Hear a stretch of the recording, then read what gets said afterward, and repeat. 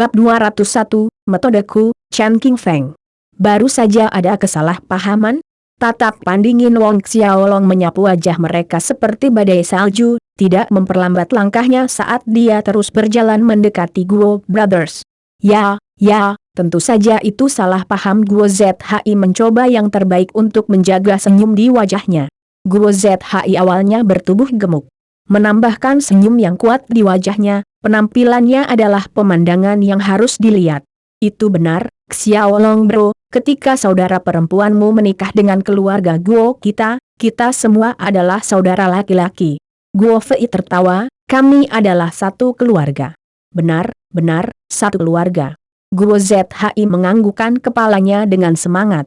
Pada titik ini, Wong Xiaolong berdiri sekitar 3 meter dari mereka, menyaksikan kepanikan dan ketakutan tertulis di seluruh wajah saudara-saudara itu. Dia mencibir tetapi itu tidak sampai ke matanya. Kata-kata apa yang kamu gunakan sebelumnya? Pisan bau keluarga Wong kecil yang remeh ingin masuk ke keluarga Guo kita. Atau apakah telingaku bermasalah dan salah dengar? Wajah Guo ZHI dan Guo Fei mendung seperti langit gelap. Di hadapan orang banyak yang melihat, Guo ZHI tiba-tiba mengangkat tangannya dan memukul wajahnya sendiri dengan keras. Kemudian dia tersenyum ramah pada Wong Xiaolong, mulutku yang bermasalah, aku meletakkan kakiku di mulut. Xiaolong bro, saya harap Anda tidak menanggung perasaan buruk karena ini. Guo Fei mengikuti tindakan Guo ZHI, menguatkan dirinya, dia mengangkat tangan dan melakukan tamparan tanpa ampun di wajahnya sendiri. Setelah itu, dia memaksa dirinya untuk tersenyum pada Wong Xiaolong. Itu benar Xiaolong bro, kamu murah hati dan murah hati, pasti kamu tidak akan keberatan dengan masalah kecil ini dengan kami kan? Ketika orang-orang di sekitar melihat dua Guo bersaudara, Guo ZHI dan Guo Fei menampar wajah mereka sendiri, ada perasaan ironi yang tidak masuk akal. Tapi Wong Xiaolong menggelengkan kepalanya pada mereka, sayangnya, menjadi murah hati bukanlah sesuatu yang saya latih, oleh karena itu sampai di sini, Wong Xiaolong dengan lembut mengangkat kedua tangannya, dan fluktuasi energi ki pertempuran yang menakutkan menggenang di tengah telapak tangan Wong Xiaolong. Wajah Guo Brothers berubah pucat, dengan cepat mundur ke belakang dengan bingung. Tepat pada saat itu, sebuah suara yang bermartabat bergemuruh, siapa yang berani menyakiti tuan mudaku, tanda seru. Diikuti oleh suara angin yang bersiul saat dua sosok terbang dengan kecepatan tinggi. Ketika Guo bersaudara melihat para pendatang baru, wajah mereka berseri-seri. Wong Xiaolong mengambil ki pertempuran yang berputar di telapak tangannya. Kemudian, penglihatan semua orang menjadi kabur ketika dua lelaki tua berjubah hitam muncul di jalan. Yang satu memiliki alis putih yang sangat panjang dan mencolok sedangkan yang lainnya benar-benar memiliki alis berwarna putih. Guo ZHI dan Guo Fei bergegas menyelamatkan diri di sisi kedua pria tua ini, pelayan Chen, pelayan Lu. Keduanya adalah kerajaan Duan Ren, pelayan Guo Family Manor. Guo Manor memiliki 4 pelayan utama, dan juga 4 ahli besar. Yang memiliki alis putih panjang adalah Steward Chen Qingfeng, dan pria tua dengan alis putih adalah Steward Lu Yifan. Cuan muda, apakah kamu baik-baik saja? Chen Qingfeng mengangguk pada Guo ZHI dan Guo Fei saat dia bertanya. 4 pelayan utama keluarga Guo memegang posisi tinggi, karenanya mereka tidak perlu memberi hormat seperti penjaga dan pelayan lainnya saat menghadapi Guo ZHI dan Guo Fei. Mendengar ini, Guo ZHI langsung membentak. Sebuah jari menunjuk ke arah Wong Xiaolong dengan mata yang memuntahkan racun, dia meraung, untungnya kedua steward bergegas ke sini tepat waktu, jika tidak, kita akan dibunuh oleh bajingan-bajingan ini. Bajingan-bajingan ini baru saja hampir menghancurkan tenggorokan kita. Dua steward, Anda benar-benar harus mengakhiri dia di sini. Guo Fei dengan cepat menambahkan. Tidak, jangan bunuh mereka. Tangkap dia dan kedua anjing tua itu, serahkan sisanya pada kami. Guo ZHI tiba-tiba menyela, menunjuk ke arah Wong Xiaolong, Zhao Su, dan Fei Hao. Jika Wong Xiaolong mati begitu saja, itu tidak akan cukup untuk menenangkan kebencian yang membara di hatinya. Memikirkan adegan sebelumnya di mana dia diangkat ke udara dengan lehernya di depan umum, penghinaan itu membuat pancaran dingin mata Guo ZHI memuncak. Matanya menatap tajam ke arah Wong Xiaolong, berharap dia bisa menggerogoti daging mentahnya. Belum lagi ketika dia dan saudaranya memohon belas kasihan dari Wong Xiaolong, mereka bahkan menampar wajah mereka sendiri. Guo ZHI menyentuh pipinya di mana rasa sakit menyengat berdenyut di bawah kulit. Untuk memastikan hidupnya, dia mengerahkan kekuatan penuh pada tamparan tadi.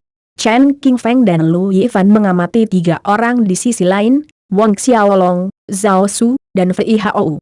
Yakin tuan muda, tidak ada dari mereka yang bisa melarikan diri. Lu Yifan memandangi kelompok Wong Xiaolong dan berkata dengan penuh percaya diri dan dingin.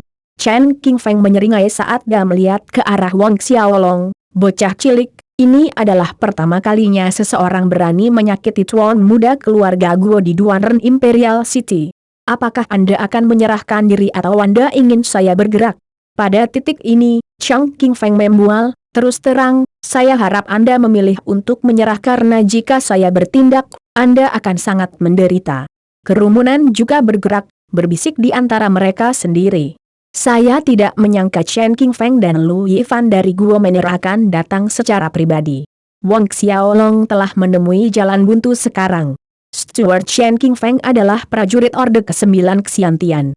Wong Xiaolong ini terlalu sombong dan sembrono. Saya mendengar beberapa rumor yang mengatakan bahwa belum lama ini di Institut Duanren, dia sebenarnya memerintahkan bangsawan muda yang tak berperasaan untuk berlutut dan meminta maaf. Sudah berapa hari, namun dia sudah memprovokasi keluarga Guo. Menyinggung keluarga Guo dan Yao, tidak peduli seberapa bagus bakatnya, semuanya sia-sia. Mayoritas ahli di kerumunan menggelengkan kepala, sementara orang-orang generasi muda yang iri dengan bakat Wong Xiaolong bersuka cita di hati mereka.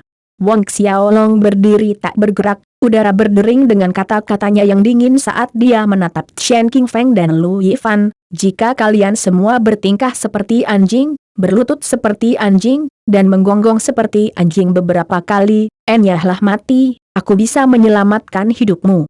Dalam sepersekian detik, kata-kata Wong Xiaolong terdengar di jalan, kerumunan pecah dalam kerusuhan. Terengah-engah kaget bisa terdengar dan para prajurit menggelengkan kepala mereka lebih jelas saat mereka menghujani Wong Xiaolong dengan tatapan kasihan.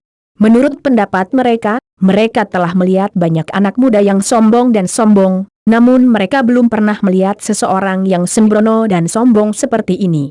Dia benar-benar tidak tahu besarnya langit. Namun, ini menyenangkan Guo ZHI dan Guo Fei yang menonton dari samping.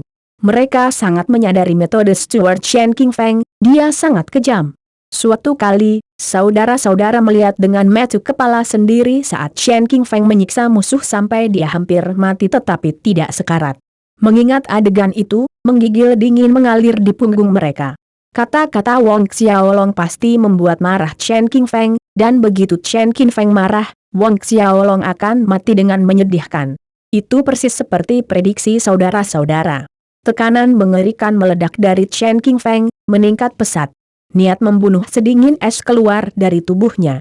Langit cerah di atas tiba-tiba menjadi gelap, lalu potongan salju berwarna hitam melayang turun. Para penonton di keempat arah segera mundur lebih jauh. Bajingan kecil, sepertinya kamu tidak mengerti metodeku, Chen Qingfeng. Dia berkata dengan suara yang cocok dengan salju hitam yang turun, aku akan memberitahumu untuk apa kamu berada. Tapi, sebelum dia bisa menepati kata-katanya, cetakan telapak tangan raksasa turun dari kehampaan di atas, menutupi seluruh langit yang mirip dengan gunung kuno yang perkasa, membanting ke atas kepala Chen Qingfeng. Suara ledakan bergema di udara yang menyebabkan seluruh jalan bergetar. Batu marmer cerah yang tahan lama retak dan hancur. Tirai debu dan pasir menutupi jalan. Ketika awan debu tebal menghilang, apa yang memasuki pandangan mereka adalah Chen Qingfeng, datar seperti panekuk, tertanam beberapa meter di lantai jalan. Kawah raksasa berbentuk manusia telah tercipta. Semua orang melihat kawah berbentuk manusia itu dengan kagum, begitu juga Chen Qingfeng di dalam kawah itu. Pada saat berikutnya, semua orang menghirup udara dingin saat mereka melihat Zhao Su. Baru saja, Zhao Su yang menyerang. Guo ZHI dan Guo Fei yang sedang menunggu untuk menonton pertunjukan bagus tentang bagaimana Chen Qingfeng akan menyiksa Wong Xiaolong, sekarang tercengang menatap lubang besar di jalan. Keren, memancarkan dominasi di semua 8 arah. Chen King Feng bahkan tidak memiliki energi untuk kentut. Kedua gua bersaudara tercengang di tempat. Bab 202, apa yang sebenarnya terjadi? Chen King Feng, ahli Orde ke-9 Xiantian, diratakan seperti panekuk di jalan. Orang yang berdiri di samping Chen King Feng, dan orang yang sama yang tiba bersama Chen King Feng, Lu Yifan, merasa seolah angin dingin yang mengerikan melolong di udara. Punggungnya terasa dingin karena angin dingin. Dia, dengan kekuatan Orde ke-8 Xiantian akhir yang mendominasi puncaknya, benar-benar merasakan lapisan merinding naik di kulitnya. Pada saat ini, tatapan Zhao Su beralih. Lu Yifan yang merinding merasa seolah-olah kakinya ditendang oleh banteng yang kuat. Kedua kakinya gemetar, hampir membuatnya jatuh berlutut. Lidah Lu Yifan tersimpul. Setelah mengatakan seberulang kali untuk waktu yang lama, dia masih belum bisa mengumpulkan cukup keberanian untuk mengucapkan kata senior sampai selesai. Ketika Lu Yifan hendak meneriakkan bagian terakhir dari kata itu, Zhao Su tiba-tiba mengangkat tangannya dan menyerang dengan telapak tangannya. Jejak telapak tangan raksasa yang begitu kuat hingga tampak menutupi separuh langit muncul di atas kepala Lu Yifan. Lu Yifan melihat cetakan telapak tangan raksasa yang melayang di atasnya, wajahnya berubah pucat. Sebelum dia bisa melakukan hal lain, pandangannya menjadi gelap, diikuti dengan ledakan keras. Lu Yifan hanya merasakan tubuhnya bergetar hebat sesaat sebelum hantaman menghantamnya seperti gunung dewa kuno. Suara patah tulang bisa terdengar saat suara remuk mengelilingi tubuhnya. Dia kehilangan kesadaran hampir seketika. Di detik-detik terakhir sebelum Lu Yifan kehilangan kendali atas kesadarannya, dia tiba-tiba memikirkan adegan di mana Chen King Feng ditabrak pancake di depannya, dicap di trotoar jalan. Ketika Lu Yifan menemui nasib yang sama seperti Chen King Feng, diratakan menjadi pancake dan mencium jalanan, kerumunan di sekitarnya sekali lagi menarik napas dingin.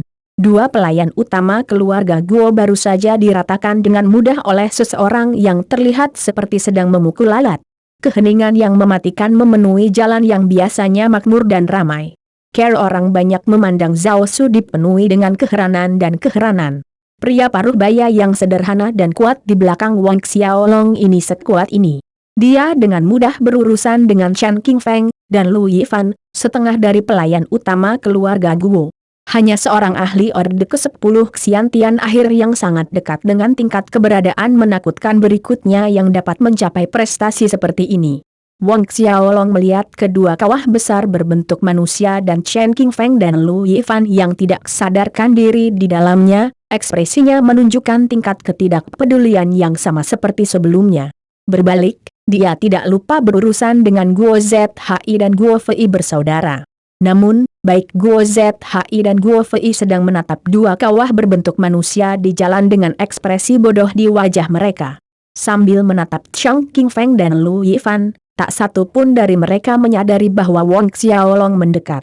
Baru setelah dia pindah ke jarak 2 meter dari mereka merasakan niat membunuh yang sangat dingin yang berasal dari tubuh Wang Xiaolong, membuat mereka keluar dari pingsan. Keduanya tiba-tiba menoleh, dan ketika mereka melihat bahwa Wang Xiaolong berada dalam jarak 2 meter untuk mencapai mereka, hati mereka terasa seperti ditusuk dengan jarum beracun. Guo ZHI dan Guo Fei melompat mundur secara refleks. Xiaolong kawan. Wajah Guo ZHI menjadi sangat pucat sehingga tampak seperti tertutup lapisan debu yang tebal. Lidahnya seperti menempel di langit-langit mulutnya, tidak ada kata-kata yang tepat yang bisa keluar. Kak Xiaolong? Wang Xiaolong menyeringai saat dia melangkah lebih dekat ke saudara-saudara, apakah kamu yakin kamu tidak bermaksud, bajingan-bajingan? Ketika Chen King Feng dan Lu Yifan baru saja tiba, setiap kalimat yang keluar dari mulut saudara itu termasuk kata-kata mongrel bastard. Mendengar kata-kata Wang Xiaolong, ekspresi mereka semakin tidak sedap dipandang. Tidak, kami. Guo ZHI membuka mulutnya ingin memberikan alasan, tetapi dia bingung harus mulai dari mana. Bisakah dia menggunakan alasan yang sama dan mengklaim mulutnya bermasalah, bahwa itu salah bicara? Guo Fei tersenyum sebaik mungkin, kami terlalu bersemangat saat itu, bingung dan tertekuk untuk sesaat. Itu sebabnya kata-kata yang tidak pantas keluar, itu hanya omong kosong. Itu benar, omong kosong. Xiaolong bro, kami satu keluarga, bagaimana kami bisa memanggilmu bajingan-bajingan? Pada titik ini, wajah Guo Fei menegang dan dia dengan cepat menampar mulutnya sendiri. Tidak, Xiaolong, aku tidak bermaksud begitu. Wang Xiaolong sudah berjalan ke arah mereka dan berhenti, berdiri diam. Pada saat berikutnya, tangan Wang Xiaolong mengayun dan menampar keduanya di depannya. Sidik jari 5 jari terbakar merah di wajah kedua bersaudara itu. Kita satu keluarga? Ulang Wang Xiaolong, suaranya sedingin es. Guo Zhi dan Guo Fei merasakan rasa sakit yang membakar datang dari wajah mereka, tetapi mendengar pertanyaan Wang Xiaolong, mereka tersenyum, setuju, ya, kami adalah satu keluarga. Tapi, begitu jawaban keluar dari bibir mereka, Wang Xiaolong mengangkat tangan kanannya dan mengirim tamparan lagi. Sidik jari 5 jari merah lainnya menandai wajah Guo Zhi dan Guo Fei. Kita satu keluarga? Wang Xiaolong dengan dingin bertanya lagi. Setelah ditampar 2 kali oleh Wang Xiaolong, sisi kiri dan kanan wajah saudara-saudara itu menjadi sangat bengkak sehingga kepala mereka tumbuh seukuran dengan kepala binatang mitos. Tidak, kami bukan keluarga. Pengucapan yang keluar dari mulut mereka kurang akurat. Segera setelah mereka selesai mengatakan itu, telapak tangan Wang Xiaolong berbalik, memukul keduanya tepat di dada dan membuat mereka terbang. Jejak telapak tangan hitam pekat muncul di dada Guo Zhi dan Guo Fei. Jeritan nyaring para hantu bisa terdengar dari telapak tangan itu sendiri. Enyahlah. Wang Xiaolong meludah. Mendengar Wang Xiaolong mengucapkan kata skram seperti telinga Guo Zhi dan Guo Fei telah mendengar melodi yang dimainkan dari surga itu sendiri. Setelah berebut dan mencakar merangkak untuk bangkit dari tanah, mereka berlari untuk hidup mereka. Tak satu pun dari mereka punya waktu untuk memikirkan Chen Qingfeng, Lu Yifan, atau cetakan telapak tangan hitam yang aneh di dada mereka. Kerumunan tercengang saat mereka menyaksikan kesalahan cara saudara-saudara itu bangkit dan berlari. Tidak sampai 2 siluet yang melarikan diri menghilang, kerumunan mengalihkan fokus mereka. Penghormatan memenuhi mata mereka saat mereka melihat Wang Xiaolong, Zhao Su, dan Fei Hao. Wang Xiaolong memandangi orang-orang di kerumunan, dan tatapannya membuat generasi muda dari keluarga bangsawan dan keluarga besar yang sebelumnya sombong mundur tanpa sadar karena ketakutan. Detik berikutnya, mereka semua lari atas kemauan sendiri. Cuan muda, apakah Anda tanda tanya? Zhao Su datang dan bertanya. Tidak dibutuhkan. Wang Xiaolong menggelengkan kepalanya. Dia mengerti apa yang dimaksud Zhao Su, tetapi orang-orang yang bersuka cita atas kemalangan orang lain tidak pernah kekurangan persediaan. Wang Xiaolong tidak mungkin menghukum mereka semua. Ayo pergi. Wang Xiaolong berkata sambil melihat Chen Qingfeng dan Lu Yifan yang tergeletak di jalan untuk terakhir kalinya. Ya, Cuan muda. Kelompok 3 orang Wang Xiaolong meninggalkan tempat kejadian, diusir oleh ketakutan di mata orang banyak. Ketika kelompok Wang Xiaolong menghilang dari pandangan, barulah jalanan pecah dalam keributan. Setelah itu, Wang Xiaolong tidak lagi ingin berjalan-jalan, jadi mereka kembali ke Southern Hill Estate. Tak lama setelah Wang Xiaolong kembali ke Southern Hill Estate, Guo Zhi dan Guo Fei bersaudara yang berlari kembali dengan panik juga telah mencapai Guo Mansion. Saat kaki mereka melintasi ambang pintu, teriakan ayah, "Selamatkan kami!" bergema di pekarangan mansion. "Ayah, selamatkan kami!" Teriakan memekakkan telinga mereka mengingatkan para ahli mansion. Pada saat ini, Guo Xuan sedang berdiskusi dengan kepala pelayan keluarga Guo, Zhang Yue, tentang lelang 1.000.000 harta kota kekaisaran yang dijadwalkan berlangsung pada bulan mendatang. Ketika dia mendengar suara putranya, Guo Zhi dan Guo Fei, konsentrasinya pecah. Melompat berdiri dari kursinya, dia langsung menuju ke pintu masuk utama manor. Chief Steward Zhang Yue dengan cepat berdiri juga dan mengikuti di belakang Guo Xuan. Ketika Guo Xuan sampai di pintu aula utama, dia melihat wajah mereka bengkak seukuran kepala babi dan cetakan telapak tangan hitam gelap di dada mereka. Melihat keadaan mereka yang menyedihkan, Guo Xuan bergegas keluar dan membentak dengan marah, apa yang sebenarnya terjadi. Ini adalah pertama kalinya seseorang berani memukul putranya, Guo Xuan, putranya. Dan di atas semua itu, dengan luka yang sangat parah. Ayah. Melihat ayah mereka, Guo ZHI dan Guo Fei berteriak lebih sedih lagi, berlari ke arah ayah mereka. Bicaralah, apa yang terjadi, tanda seru. Bentak Guo Siwen. Itu Wong Xiaolong, itu Wong Xiaolong. BASTARD itu memukul kita. Guo ZHI berkata, ayah, kamu tidak bisa membiarkan bajingan-bajingan Wong Xiaolong lolos begitu saja. Wong Xiaolong? Guo Suan terkejut. Bab 203, masalah ini tidak akan dimaafkan begitu sederhananya. Ya, itu adalah Wong Xiaolong. Guo Fei menyela. Guo Suan memandang ke kepala pelayan Zhang Yue dengan ekspresi bingung, nama Wong Xiaolong terdengar aneh di telinganya. Zhang Yue mengambil langkah kecil ke depan, menjelaskan kepadanya, Wong Xiaolong adalah pemenang tempat pertama pertempuran kota kekaisaran tahun ini. Patriark sedang pergi untuk beberapa waktu, maka Anda tidak memiliki kesan tentang dia. Beberapa waktu yang lalu, Guo Suan keluar untuk menangani beberapa bisnis di cabang eksternal Million Treasure House dan baru saja kembali. Menjadi sibuk hari demi hari dengan bisnis keluarga, dia tidak punya waktu untuk memperhatikan hal-hal ini. Tapi sekali lagi, dengan identitasnya, dia tidak perlu mengikuti peristiwa seperti pertempuran kota kekaisaran dengan cermat. Di matanya, pertempuran kota kekaisaran tidak lebih dari permainan untuk anak-anak. Tempat pertama pertempuran kota kekaisaran tahun ini.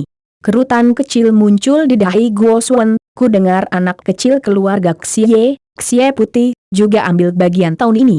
Ya memang. Dalam pertempuran kota kekaisaran tahun ini, Xie Putih dari keluarga Xie juga ambil bagian, Zhang Yue menjawab dengan hormat. Tapi, di babak terakhir, Xie Putih kalah dari Wong Xiaolong. Bakat Wong Xiaolong ini sangat luar biasa, dia memiliki roh bela diri kembar yang luar biasa. Apa? Roh bela diri kembar yang luar biasa? Guo Suan tertegun. Ya, dan kedua roh bela diri kembarnya yang luar biasa adalah naga ilahi primordial. Salah satunya adalah naga hitam, dan yang lainnya adalah naga biru yang belum pernah terlihat sebelumnya. Zhang Yue menambahkan. Naga biru yang belum pernah terlihat sebelumnya. Mata Guo Suan menyipit entah kenapa. Ayah, di jalan barusan Wong Xiaolong mempermalukan kami, hampir meremukan tenggorokan kami. Guo ZHI dengan cepat memotong, kita tidak bisa membiarkan bajingan-bajingan Wong Xiaolong itu pergi. Guo Suan menatap mereka berdua. Tiba-tiba, dia bertepuk tangan, mengirimkan dua bola api yang berputar ke dada mereka. Sidik jari hitam pekat yang ditinggalkan Wong Xiaolong di tubuh mereka menghilang dengan cepat. Merasakan rasa sakit di dada mereka menghilang, Guo ZHI dan Guo Fei sangat gembira. Di mana Chen Qingfeng dan Lu Yifan? Guo Suan bertanya pada Zhang Yue, pergi dan panggil mereka ke sini. Ya, Patriark. Zhang Yue menjawab dengan hormat. Mendengar ini, keraguan-raguan muncul di wajah Guo ZHI saat dia berkata, ayah, pelayan Chen Qingfeng dan Lu Yifan, barusan, mereka muntahkan. Kerutan Guo Suan berkerut lebih dalam. Guo ZHI hampir melompat keluar dari kulitnya. Kami bertemu dengan Wong Xiaolong di jalanan, kemudian, kedua pelayan itu juga datang. Mereka masih di sana sekarang. Mereka masih di sana? Ini membingungkan Guo Suan dan Zhang Yue. Keduanya tidak dapat menangkap makna di balik kata-kata itu. Menjadi fokus tatapan Guo Suan dan Zhang Yue, Guo Fei terbata-bata menjelaskan, kedua pelayan, Chen Qingfeng dan Lu Yifan, terluka. Mereka masih berbaring di sana. Saya tidak yakin apakah mereka masih hidup. Apa? Guo Suan dan Zhang Yue sama-sama berseru kaget dengan mata membelalak. Chen Qingfeng dan Lu Yifan terluka dan masih terbaring di jalanan, dan saudara-saudara tidak yakin apakah mereka hidup atau mati. Guo ZHI dan Guo Fei menunduk, terlalu takut untuk menghadapi ekspresi Guo Siwen. Apakah itu pengawal di samping Wong Xiaolong? Guo Suan bertanya dengan nada masam. Ya, salah satu pengawal Wong Xiaolong, Guo ZHI bergegas menjawab, menggambarkan fitur wajah Zhao Su kepada ayahnya. Ketika Guo ZHI selesai, Guo Suan dan Zhang Yue bertukar pandang. Bagaimana pengawal Wong Xiaolong melukai Chen Qingfeng dan Lu Yifan? Guo Siwen mengajukan pertanyaan lain. Pengawal Wong Xiaolong melambaikan tangannya satu kali dan cetakan telapak tangan raksasa muncul di langit di atas, menampar Chen Qingfeng dan Lu Yifan. Kemudian, kedua pelayan itu langsung dikubur ke dalam tanah, kata Guo Fei. Apa? Maksudmu pihak lain hanya menggunakan satu lambaian tangannya? Guo Xuan dan Zhang Yue terkejut sekali lagi. Benar, pengawal itu hanya menggunakan satu gerakan. Guo Fei menjawab dengan jujur. Suasana di aula besar tiba-tiba menjadi stagnan. Guo Xuan mondar-mandir, dan tidak ada yang berani mengeluarkan suara. Setelah waktu yang terasa lama, Guo Zhi berjalan dan bergumam dengan hati-hati, "Ayah, kita tidak bisa membiarkan masalah ini dimaafkan." Guo Xuan memandang putra-putranya, kata-katanya diucapkan perlahan melalui bibirnya, "Tentu saja kami tidak akan membiarkan masalah ini dimaafkan begitu saja." Dia, sebagai penerus keluarga Guo yang diakui, membuat kedua putranya dipermalukan dan dilukai di depan umum. Di manakah wajah keluarga Guo jika dia membiarkan masalah ini pergi? Pada saat itu, Zhang Yue melangkah maju juga. "Patriark, jika pihak lain hanya membutuhkan satu telapak tangan untuk melukai Chen Qingfeng dan Lu Yifan dengan serius, maka dia kemungkinan besar adalah ahli Ordo ke-10 Xiantian Puncak, seseorang yang sangat dekat dengan kehancuran ke alam Saint." Guo Xuan mencemooh, "Jadi bagaimana jika dia adalah ahli Ordo ke-10 Xiantian akhir?" Sebuah cahaya kejam berkedip di matanya saat dia berkata, "Bahkan jika dia adalah ahli Orde ke-10 Xiantian Puncak, dia berani melukai anakku. Hanya ada satu akhir, kematian. Kematian." Aura yang kuat keluar dari tubuh Guo Xuan. Pada saat yang sama di Yao Manor, ekspresi Yao Fei sangat suram saat dia mendengarkan laporan bawahannya. "Siapa nama pria paruh baya yang melukai Chen Qingfeng dan Lu Yifan?" Beberapa saat kemudian, Yao Fei bertanya. Seorang pria paruh baya berjubah nila maju ke depan. Menurut penyelidikan bawahan ini, dia dipanggil Zhao Su. Pria yang menjawab adalah tangan kiri dan kanan Yao Fei, namanya Xiao Teng. Zhao Su. Yao Fei mengulangi nama itu. Xiao Teng bergerak mendekat, menambahkan, "Bangsawan muda, Zhao Su ini mungkin sangat dekat untuk menembus Salam Saint. Tampaknya, kematian Jinmu dan Zhang Fei terkait dengan orang Zhao Su ini." Yao Fei mencibir, "Puncak Orde ke-10 Xiantian akhir? Pantas saja Wong Xiaolong begitu sombong. Bangsawan muda, sehubungan dengan Wong Xiaolong, haruskah kita?" Xiao Teng ragu-ragu. "Seorang ahli Orde ke-10 Xiantian akhir-akhir saja. Keluarga Yao kami memiliki yayasan yang dibangun lebih dari 2000 tahun yang lalu. Apakah kami akan takut dengan Greenhorn yang basah di belakang telinga?" Yao Fei mencemooh, "Terlepas dari identitas apa yang dimiliki Wong Xiaolong, orang yang telah menyinggung saya akan menderita konsekuensi yang sama, dan itu adalah mati dengan menyedihkan. Terus kirim orang untuk mengawasi pergerakan Wong Xiaolong." "Ya, bangsawan muda." Jauh di malam yang sunyi, Wong Xiaolong berdiri di halaman rumahnya. Adegan Lilu dibawa pergi sekali lagi diputar ulang di benaknya. "Ao Baik Sue." Buku-buku jarinya memutih saat memikirkan kata-kata yang diucapkan Ao Baik Sue. Hampir 7 tahun tersisa sebelum pemilihan murid Dewa Templar berikutnya. Dan salah satu syarat untuk menjadi murid Dewa Templar adalah mencapai Ordo ke-10 Xiantian. Urutan ke-10 Xiantian. Meskipun bakat Wong Xiaolong mungkin luar biasa, dan secepat kecepatan kultivasinya, tidak mungkin dia bisa maju ke Orde ke-10 Xiantian dalam 7 tahun. Apakah tidak ada cara lain? Alis Wong Xiaolong terkunci bersama. "Berdaulat." Tiba-tiba, suara Zhao Su terdengar. "Silahkan masuk." Wong Xiaolong menenangkan dirinya dan menjawab. "Sovereign, apakah kamu membutuhkan sesuatu dariku?" Zhao Su bertanya setelah dia masuk. "Zhao Su, apakah kamu tahu metode apapun yang dapat membantuku menerobos ke Orde ke-10 Xiantian dalam waktu 7 tahun?" Wong Xiaolong bertanya langsung.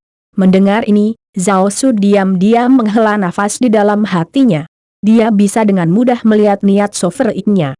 Menggelengkan kepalanya, Zhao Su berkata, "Yang berdaulat, tidak mungkin, kecuali..." "Kecuali apa?" Wong Xiaolong berputar-putar dan matanya menyala. "Kecuali sovereign dapat menghabiskan waktu berkultivasi di dunia ilahi," kata Zhao Su. "Dunia ilahi?" Wong Xiaolong melongo sejenak sebelum menggelengkan kepalanya dengan senyum pahit. Ini adalah sesuatu yang mustahil. Hanya Dewa Templar yang tahu terowongan luar angkasa untuk memasuki dunia ilahi, dan menurut apa yang dijelaskan Zhao Su sebelumnya, diperlukan beberapa ahli Ordo ke-10 Saint akhir yang bekerja sama dengan susunan kuno sebelum terowongan dapat dibuka. Kemudian, entah dari mana, sebuah pikiran muncul di benak Zhao Su dan dia berkata, ada Caroline, mungkin bisa. Bab 204, lalu nama keluargaku bukan Guo. Mungkin ada jalan. Wang Xiaolong melongo sejenak dan kemudian sensasi mengambil alih. Care apa tanda seru? GODLYMT. Ksumi. Zhao Su terdengar bermartabat atas saran itu. GODLYMT. Ksumi. Wang Xiaolong mengulangi dengan linglung. Saat berikutnya, cahaya tajam melintas di matanya. Kamu menyiratkan Gunung Ksumi yang saleh yang sama di daftar harta karun surgawi? Zhao Su mengangguk. Benar, keajaiban nomor 1 yang berada di puncak daftar harta karun surgawi. GODLYMT. Ksumi memiliki kekuatan mistik yang sangat unik dan menghasilkan cairan yang disebut geocentris Buddha Elixir. Jika seseorang bisa menelan ramuan Buddha geocentris, kultivasi mereka akan berkembang secepat kuda jantan yang terbang 1000 li dalam sehari. Jika saya harus menebak harta menakjubkan apa antara langit dan bumi yang dapat membantu Sovereign menerobos ke Orde ke-10 Xiantian dalam waktu sesingkat mungkin, maka itu hanya Gunung Ksumi yang saleh. GODLYMT. Ksumi. Wang Xiaolong menarik napas dalam-dalam. Zhao Su melanjutkan, untuk menaklukkan GODLYMT. Ksumi, orang itu harus memiliki 2 dari jenis roh bela diri berbakat yang sama, dan salah satunya harus setidaknya kelas 13 atau lebih. Secara kebetulan Sovereign, Anda adalah seseorang dengan 2 jenis roh bela diri yang luar biasa, dengan salah satunya adalah naga biru di atas kelas 13. Wang Xiaolong mengangguk. Cahaya tertentu bersinar di matanya saat suaranya terdengar serius, namun, saya mendengar GODLYMT. Ksumi hanya muncul 1 kali beberapa juta tahun yang lalu dan tidak pernah muncul lagi sejak itu. Ini adalah poin yang paling penting. Bahkan jika Wang Xiaolong memiliki 2 roh bela diri berbakat yang sama dan memenuhi persyaratan untuk menaklukkan GODLYMT, Ksumi dengan salah satu roh bela dirinya berada di atas kelas 13, dia bahkan tidak tahu di mana GODLYMT. Ksumi dulu. Bagaimana dia bisa menguasainya? Sebenarnya, bawahan ini memiliki gambaran kasar tentang di mana GODLYMT Ksumi berada. Zhao Su tiba-tiba merilis beberapa berita yang tak terduga dan menggemparkan dunia. Apa? Mata Wang Xiaolong membulat lebar dengan wahyu yang mengejutkan. Zhao Su menganggukkan kepalanya. Beberapa tahun yang lalu, bawahan menemukan kemungkinan lokasi GODLYMT Ksumi dari kitab suci Buddha kuno. Jika saya tidak salah, GODLYMT Ksumi seharusnya berada di Gua Buddha Kekaisaran Buddha Terberkati. Gua Buddha Kekaisaran Buddha Terberkati. Mata Wang Xiaolong berbinar. Di benua angin salju, ada 17 kerajaan. Kerajaan Buddha Terberkati jelas merupakan salah satu dari 3 kerajaan terkuat di antara 17 kerajaan. Namun, kerajaan Buddha Terberkati terletak di titik paling selatan benua angin salju, jarak dari kerajaan Duanren bukanlah lelucon. Ya, Gua Buddha Kekaisaran Buddha Terberkati. Zhao Su membenarkan. Meskipun demikian, sedikit keraguan muncul, yang berdaulat, Gua Buddha ini adalah Gua Suci Kekaisaran Buddha yang terberkati, untuk masuk lebih mudah diucapkan daripada dilakukan. Meskipun Zhao Su telah menduga keberadaan GODLYMT Ksumi dari kitab suci Buddha kuno, Gua Buddha dijaga ketat oleh banyak ahli karena keberadaannya yang agung sebagai Gua Suci di Kerajaan Buddha Terberkati. Ini juga salah satu alasan yang menghalangi Zhao Su pergi ke Gua Buddha. Tentu saja, alasan sebenarnya Zhao Su tidak gigih mengejar GODLYMT Ksumi adalah karena dia tidak memiliki 2 jenis roh bela diri berbakat yang sama, sehingga menghancurkan peluangnya untuk mencoba menaklukkan nomor 1 daftar harta karun surgawi harta karun. Karena tidak ada kesempatan, tidak ada gunanya dia pergi ke Kerajaan Buddha Terberkati. Kekaisaran Buddha Terberkati, Gua Buddha. Alis Wang Xiaolong berkerut erat. Sekarang keberadaan GODLYMT Ksumi diketahui, Wang Xiaolong merasa lega. Tapi untuk itu berada di Buddha Cavern Buddha Empire. Berdaulat. Beberapa saat kemudian, Zhao Su memanggil dan menarik Wang Xiaolong kembali ke masa sekarang setelah melihat betapa tenggelamnya dia dalam pikirannya yang kacau. Wang Xiaolong terbangun dari pikiran-pikiran yang mengalir di kepalanya. Apakah Sovereign memutuskan untuk melakukan perjalanan ke Buddha Cavern kerajaan Buddha terberkati sekarang, atau tanda tanya? Tanya Zhao Su. Wang Xiaolong menggelengkan kepalanya, kita akan bicara lagi nanti. Bahkan jika itu tidak melebihi 1 tahun, perjalanan dari Kekaisaran Duanren ke Kekaisaran Buddha terberkati akan memakan waktu setidaknya 8 hingga 9 bulan jika mengandalkan kecepatan Wang Xiaolong saat ini. Selain itu, mencapai kerajaan Buddha terberkati tidak berarti dia bisa melenggang begitu saja ke dalam gua suci mereka. Oleh karena itu akan lebih baik jika dia pertama kali menemukan Absolute Soul Pool di Institut Duanren sebelum berpikir untuk mendapatkan Gunung Sumi yang saleh. Mutiara jiwa mutlak mungkin membawa lebih sedikit kebaruan dibandingkan dengan GODLYMT Sumi, tetapi terlepas dari itu masih merupakan harta karun surgawi yang berada di peringkat keempat. Menundukkan mutiara jiwa mutlak dapat meningkatkan kecepatan kultivasi Wang Xiaolong dengan cara yang sama.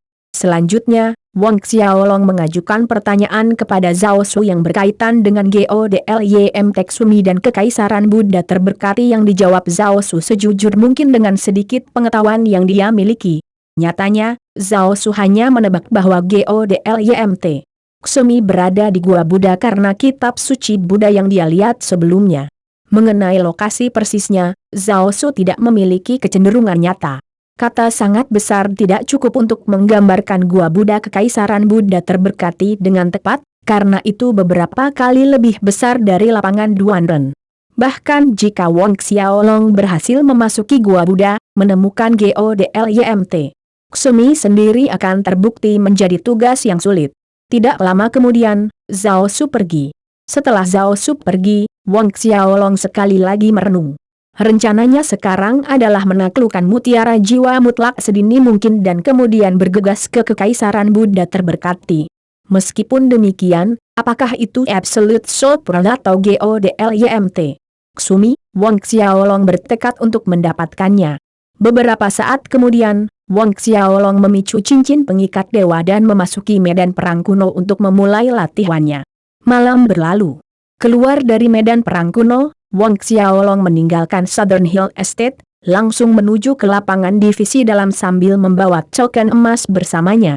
Rencananya adalah untuk melanjutkan perburuan yang sama yang dia lakukan selama beberapa minggu terakhir, mencoba merasakan kehadiran mutiara jiwa mutlak melalui pagoda harta karun linglong dan cincin pengikat dewa.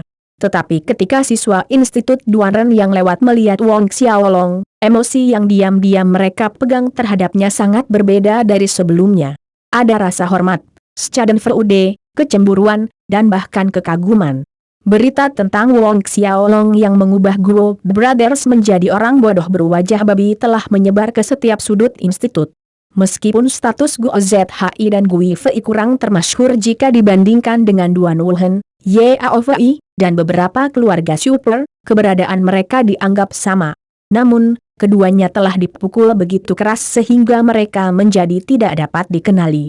Wang Xiaolong mengabaikan tatapan aneh yang dilemparkan ke arahnya dan mengembara dengan santai di dalam divisi dalam sepanjang hari. Malam sekali lagi turun. Melihat waktu, Wang Xiaolong memutuskan untuk pergi pada hari itu, berencana untuk kembali ke Southern Hill Estate dan melanjutkan pencarian besok. Namun, saat Wang Xiaolong melangkah keluar dari divisi dalam, sekelompok orang yang jauh di kejauhan bergegas menghampirinya. Mereka dipimpin tidak lain oleh dua Guo ZHI dan Guo Fei yang telah dipukuli habis-habisan oleh Wang Xiaolong sehari sebelumnya. Saat Guo ZHI, Guo Fei, dan geng mereka berputar seperti badai salju, semua siswa lainnya menjauh dari mereka. Menonton Guo ZHI dan Guo Fei datang untuknya, Wang Xiaolong mencibir dan tidak bergerak. Dia berdiri diam di tempat yang sama, menyambut kedatangan mereka dengan ekspresi tenang di wajahnya. Kelompok orang Guo ZHI mencapai Wang Xiaolong dengan sangat cepat, menyebar dalam pengepungan. Hanya 1 hari telah berlalu dan kepala berwajah babi yang bengkak dari saudara-saudara itu sebagian besar telah pulih, kemungkinan besar karena efek ajaib dari beberapa obat mahal. Lil Dogi Wang, dengan anjing tua Zhao Su tidak di sisimu, aku ingin melihat siapa lagi yang bisa menyelamatkanmu kali ini. Guo ZHI terkekeh sinis, tawa berputar dengan kebencian. Matanya dipenuhi racun saat dia menatap tajam ke arah Wang Xiaolong. Ah, benarkah? Suhu dalam suara Wang Xiaolong turun. Melihat reaksi acuh tak acuh Wang Xiaolong, kemarahan di hatinya meletus. Satu jari menunjuk ke arah Wang Xiaolong, dia hampir berteriak, "Wang Xiaolong, kamu anjing bajingan-bajingan. Jika aku tidak melumpuhkanmu hari ini dan memukulimu sampai ibumu tidak dapat mengenalimu, maka nama belakangku bukan Guo. Ayo, serang, aku ingin anjing basteran ini diberi pelajaran. Pastikan saja dia tidak mati di tempat." Guo ZHI meraung, memberi isyarat kepada anteknya dengan lambaian tangannya. Tepat ketika antek-antek Guo ZHI dan Guo Fei hendak pindah, sebuah suara malas dan lambat namun bermartabat berteriak, "Tunggu. Guo Brothers mau tidak mau berhenti. Siapa yang berani mencampuri urusanku?" Mendengar seseorang berbicara dan mengganggunya, dia menyalak dan berputar. Bab 205, apakah kamu baik-baik saja? Guo ZHI berputar untuk melihat orang yang berbicara dan kemudian tubuhnya langsung menegang. Kemarahan di wajahnya menghilang seperti kepulan asap tetapi dia gagal untuk tersenyum. Seseorang yang mengenakan jubah kuning keemasan bersulam 8 naga kuning perkasa melangkah ke arahnya. Itu tidak lain adalah Duan Wuhen, dan dia memiliki sekelompok siswa top institut di belakangnya. Para antek yang berdiri di belakang Guo ZHI dan Guo Fei menjadi pucat karena ketakutan ketika mereka melihat Duan Wuhen, segera memberi hormat. "Salam untuk yang mulia Pangeran Kekaisaran kedua." Ekspresi Duan Wuhen tampak membeku saat dia berhenti di depan Guo ZHI. "Apa yang baru saja kamu katakan?" Ketakutan dan gentar muncul di hati saudara-saudara dan antek-antek mereka. "Kesalahpahaman, itu salah paham, barusan salah paham." Guo ZHI memaksakan senyum sambil melambaikan tangannya dengan panik, "Aku tidak menyadari itu adalah kamu. Jika aku tahu, bagaimana aku berani? Aku tidak akan."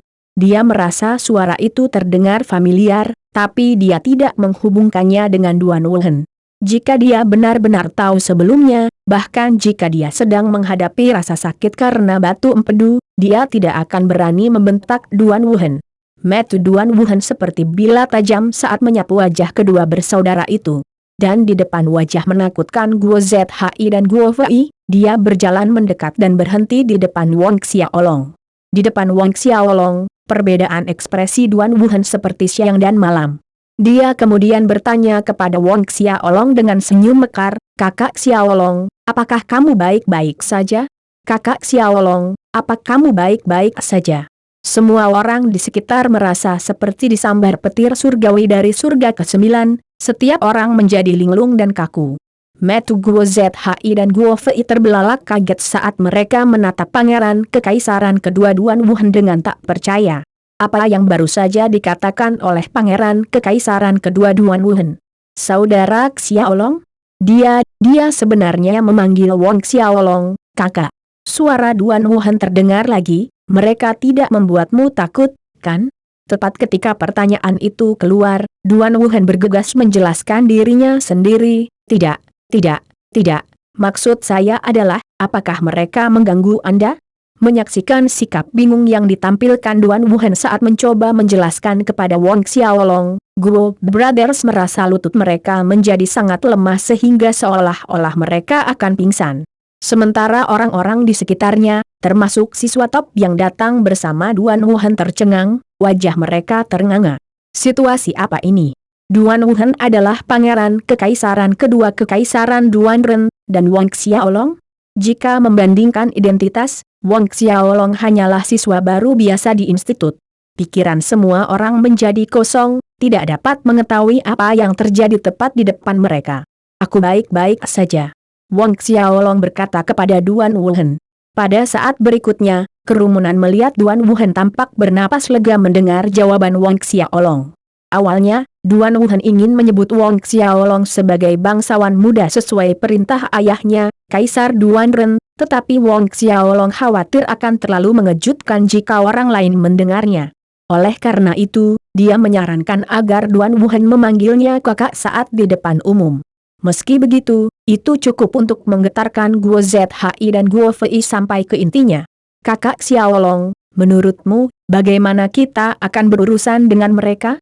Mata orang banyak tidak bisa tidak melihat ke arah Wang Xiaolong sementara Wang Xiaolong menatap Guo ZHI dan Guo Fei, menyebabkan hati saudara-saudara menegang karena gelisah.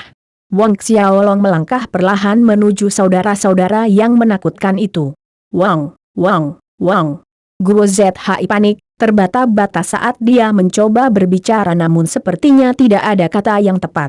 Lagi pula, Duan Wuhan memanggilnya saudara, dan sepertinya dia tidak memenuhi syarat untuk memanggil Wang Xiaolong saudara seperti yang dilakukan Duan Wuhan. Guo Fei tidak jauh lebih baik dari Guo ZHI. Berhenti di depan mereka, kata-kata Wang Xiaolong sedingin es, aku sudah memberimu kesempatan kemarin.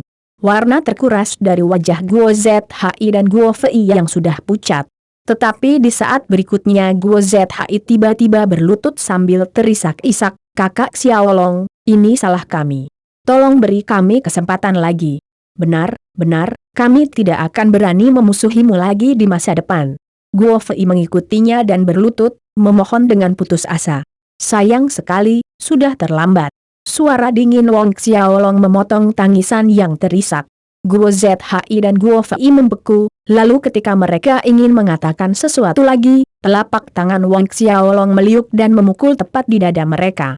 Guo Brothers meratap saat tubuh mereka melengkung di udara kemudian jatuh ke tanah, berguling sampai mereka menabrak dua pohon kuno yang berjarak 100 meter. Sebuah bom yang memekakkan telinga bergema, kedua pohon purba itu bergetar dan bergoyang seolah hendak tumbang. Beberapa tarikan nafas kemudian, kedua pohon kuno itu menyerah dan tumbang, tepat menimpa dua orang di bawah mereka. Cuan muda! Antek-antek Guo bersaudara berteriak. Namun, ketika mereka bergegas keluar untuk membantu, niat pedang yang menakutkan menebas di jalan mereka, memotong celah tipis yang panjang di tanah. Para antek melompat mundur dengan cepat karena ketakutan. Niat pedang yang menakutkan datang dari Duan Wuhan.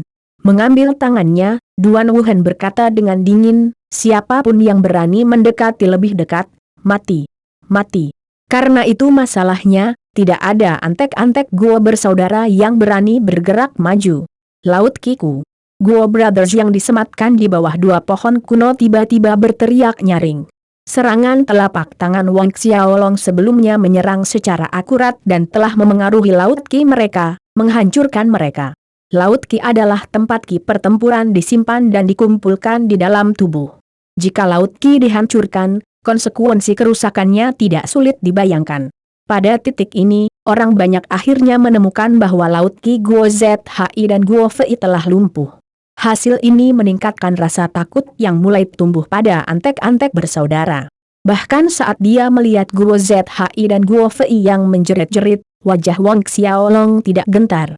Udara mematikan memenuhi area itu. Kakak Xiaolong, kita.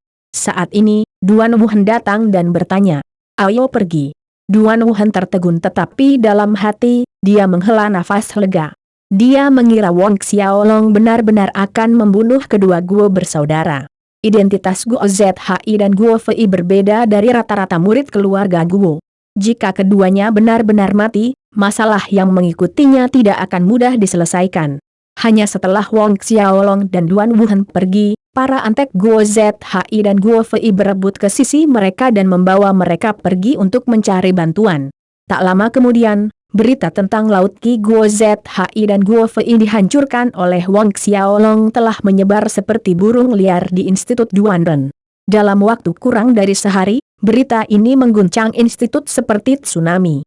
Kamu tidak salah dengar, Pangeran Kekaisaran kedua benar-benar menyebut Wang Xiaolong sebagai saudara laki-laki. Apa identitas asli Wang Xiaolong ini? Bukankah mereka mengatakan dia berasal dari keluarga kecil di kerajaan Luotong? Juga, pengawalnya, Zhao Su, sebenarnya adalah seseorang dengan kekuatan yang sangat dekat dengan alam Saint.